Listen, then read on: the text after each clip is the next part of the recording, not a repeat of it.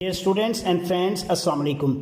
جیسا کہ آپ اسکرین پر دیکھ رہے ہیں، آج کا ہمارا جو ٹاپک ہے یہ پرچہ اردو 11ویں جماعت ہے، اور اس کا سوال نمبر 2 ہے جو کہ حصہ نظم سے لیا گیا ہے، اس کے اشعار کی ہم نے تشریح کرنی ہے۔ تو آج کا ٹاپک ہمارا حصہ نظم کے اشعار کی تشریح ہے۔ تو ہم شروع کرتے ہیں۔ یہ حصہ انشائیہ میں 2 حصے ہوتے ہیں، حصہ اول اور حصہ دوم۔ یہ حصہ اول سے لیا گیا ہے اور یہ سوال نمبر 2 ہے۔ سوال نمبر 2 کے بھی 2 حصے ہیں، ایک الف اور ایک بے۔ الف جو ہے یہ نظم سے ہے اور بے غزل سے۔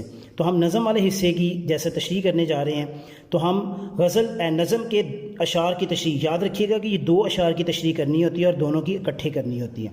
تو اس لیے میں نے یہاں پہ لکھا ہے اشعار کی تشریح، اور اس کے بعد میں نے یہاں پر اشعار لکھ دیے ہیں۔ اشعار لکھتے ہوئے بھی یاد رکھیے گا اس کا سٹارٹ اور اینڈ برابر ہونا چاہیے، کوئی فرق نہیں ہونا چاہیے۔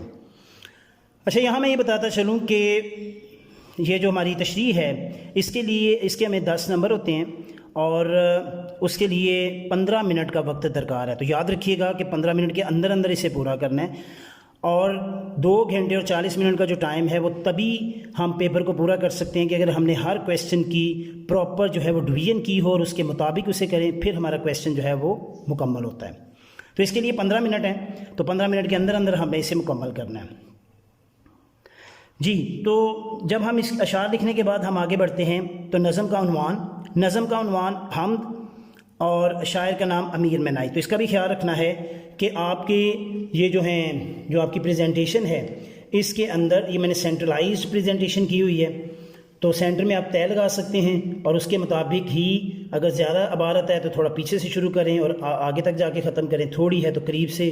تو اس طرح سے آپ کریں گے تو یہ چیزیں سینٹرلائزڈ ہوں گی۔ تو نظم کا نام یعنی نظم کا عنوان، اور اس کے بعد شاعر کا نام، تو یہ اس کے 1 نمبر ہیں۔ اس کے بعد مفہوم اور جو تشریح ہے اس کے ہمیں 8 نمبر ہوتے ہیں۔ مفہوم لکھتے ہوئے آپ کو یہ میں بتاتا چلوں کہ جو غزل کا مفہوم ہوتا ہے وہ 2 لائنوں کے اندر اندر کرنا ہوتا ہے، کیونکہ وہ 1 شعر ہوتا ہے۔ یہاں پر کیونکہ 2 شعر ہیں نظم کے، اکٹھے ہم کر رہے ہیں، تو اس لیے اس کا مفہوم جو ہے وہ 4 سطروں سے زائد نہیں ہونا چاہیے۔ اس کے علاوہ اس چیز کا بھی خیال رکھنا ہے کہ ہمارا مفہوم مختصر اور جامع ہونا چاہیے۔ تو یہاں آپ دیکھ سکتے ہیں کہ میں نے 3.5 لائن کے اندر اندر اس کو کور کیا ہوا ہے۔ اس کے بعد باری آتی ہے تشریح کی۔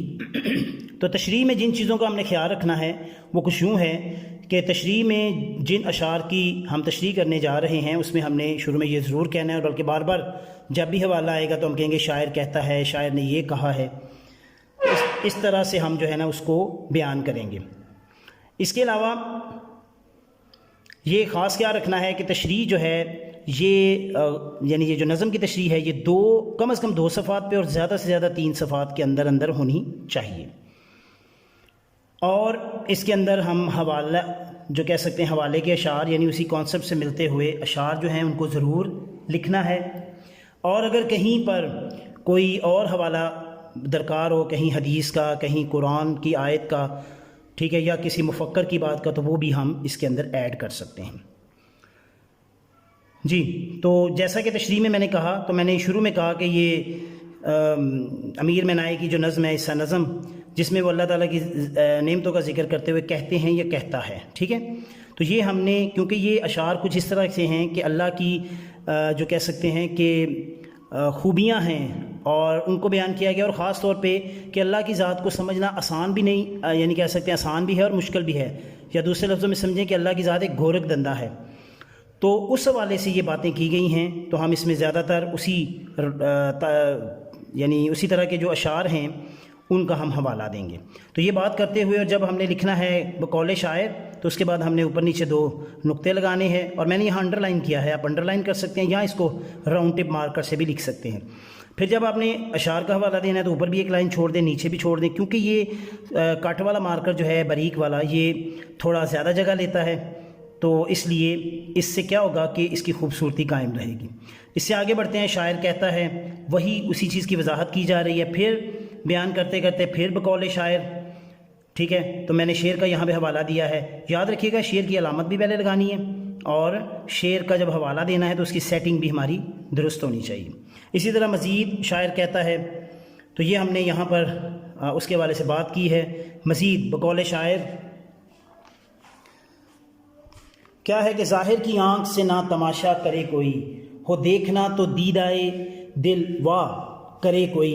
تو اسی طرح سے شاعر نے اس شعر کے حوالے سے مزید جو ہے وہ یعنی وہ اشعار کے حوالے سے جو بات کی گئی ہے اس کو بیان کیا گیا ہے، وضاحت کی ہے۔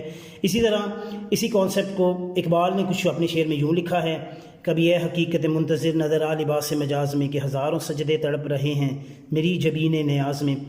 تو یہ اس کا بھی حوالہ دیا۔ اس کے بعد شاعر کہتا ہے، تھوڑا آگے چل کر ہم نے ارشاد ربانی ہے اس کا حوالہ دیا ہے، ترجمہ میں نے لکھا ہے، آپ آیت اگر آتی ہے آپ آیت بھی لکھ سکتے ہیں۔ اسی طرح سے اللہ تعالیٰ ارشاد فرماتا ہے، یہ مزید اللہ کا جو حکم ہے اس کو میں نے تحریر کیا، اور اس کو میں نے انورٹڈ کاماز میں پلس انڈرلائن کیا ہے تھوڑا پرومیننٹ کرنے کے لیے۔